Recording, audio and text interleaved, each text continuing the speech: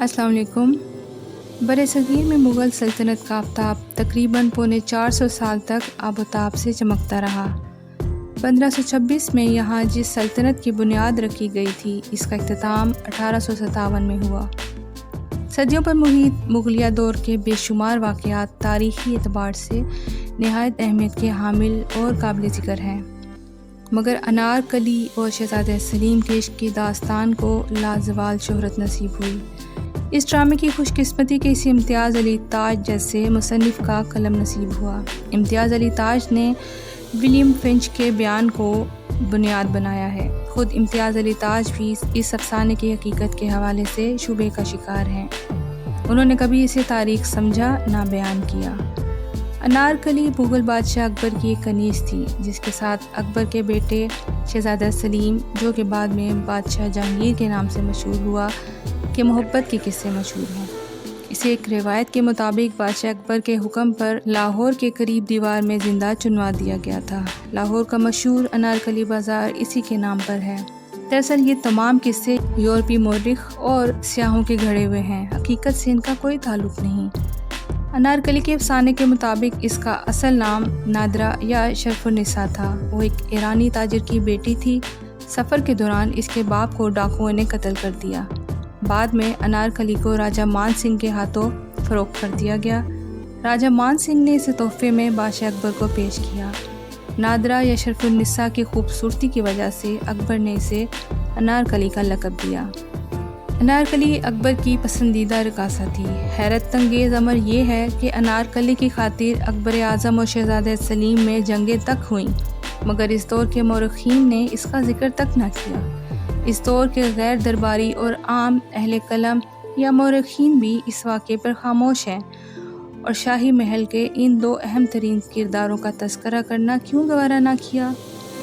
سوچنے والی بات ہے نا۔ کہا جاتا ہے کہ انارکلی کا واقعہ 1599 میں وقوع پذیر ہوا۔ یورپی سیاح ولیم فنچ جو 1618 میں لاہور پہنچا، اس نے اپنی ایک یادداشتوں میں اس المیہ کا ذکر بڑے دردناک انداز میں کیا۔ اس نے پوری کوشش کی کسی نہ کسی طرح اس من گھڑت واقعے کے ذریعے مغل شہنشاہ اکبر کو بدنام کیا جائے۔ اس نے اکبر کی توہین، تذلیل، تضحیک اور بے توقیری میں کوئی کسر نہیں چھوڑی۔ اس کے بعد 1618 میں ایک اور یورپی سیاح ایڈورڈ لاہور آیا۔ اس نے بھی ولیم سیاہ کی ہاں میں ہاں ملاتے ہوئے اس فرضی داستان کو خوب نمک مرچ لگا کر پیش کیا۔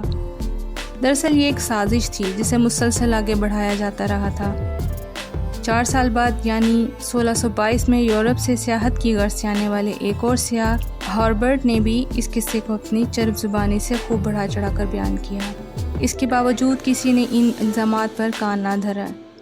اس زمانے میں ادب کے سنجیدہ قارئین نے بھی اس قسم کے عامیانہ نوعیت کے بیانات کو کبھی قابل غور کرنے لائق نہ سمجھا۔ نور الدین جہانگیر نے تسکے جہانگیری میں کہیں اس کا ذکر نہیں کیا۔ اس عہد کے ممتاز مورخ جو اکبر اور جہانگیر کی معمولی نوعیت کی غلطیوں پر بھی نظر رکھتے تھے، انہوں نے بھی کسی مقام پر اس قصے کو ذکر نہیں کیا۔ اس سے یہ معلوم ہوتا ہے کہ یہ قصہ محض تخیل ہے۔ تاریخی واقعہ سے یہ بات روزے روشن کی طرح واضح ہو جاتی ہے کہ انارکلی اکبر اور سلیم کا یہ رومانی المیہ، جس ابتدا میں یورپی سیاحوں نے محض تفریح کے لیے اختراع کیا، آنے والے دور میں اس پر لوگوں نے اندھا اعتماد کرنا شروع کر دیا۔ ایسا محسوس ہوتا ہے کہ حقیقت کو خرافات کے سرابوں کی بھینٹ چڑھا دیا گیا ہے۔ آثار قدیمہ، تاریخی حقائق اور دستاویزی ثبوت اس تمام المیہ ڈرامے کو جھوٹ کا پلندہ قرار دیتے ہیں۔ لاہور سول سیکریٹریٹ میں جو انارکلی کے نام سے موسوم ہے، وہ انارکلی کا مقبرہ نہیں بلکہ زین خان کی صاحبزادی صاحب جمال کی آخری آرام گاہ ہے۔ یہ شہزادہ سلیم کی منقوہہ تھی۔ اس کا مقبرہ شہزادہ سلیم نے اپنے عہد میں تعمیر کروایا۔ صدیاں گزر چکی ہیں اور شاید ہی اب کبھی ہم اس حقیقت تک پہنچ سکیں کہ اس قبر میں کون مدفون ہے۔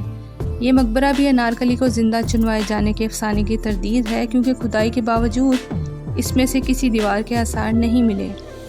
مختصر یہ کہ عوام کے ذہنوں میں بسی انارکلی کو تو شاید ہی کبھی نکالا جا سکے، مگر یہ محققین کا فرض ہے کہ تاریخ و آثار سے متعلق اپنے علم اور ریسرچ کو بروئے کار لاتے ہوئے اس واقعے کی حقیقت کو سامنے لائیں۔ اگر ایسا نہ ہوا شاید آنے والی نسلیں مغل دور کی تاریخ کے نام پر انارکلی کا یہ قصہ ہی دہراتی رہ جائیں گی۔ اللہ حافظ۔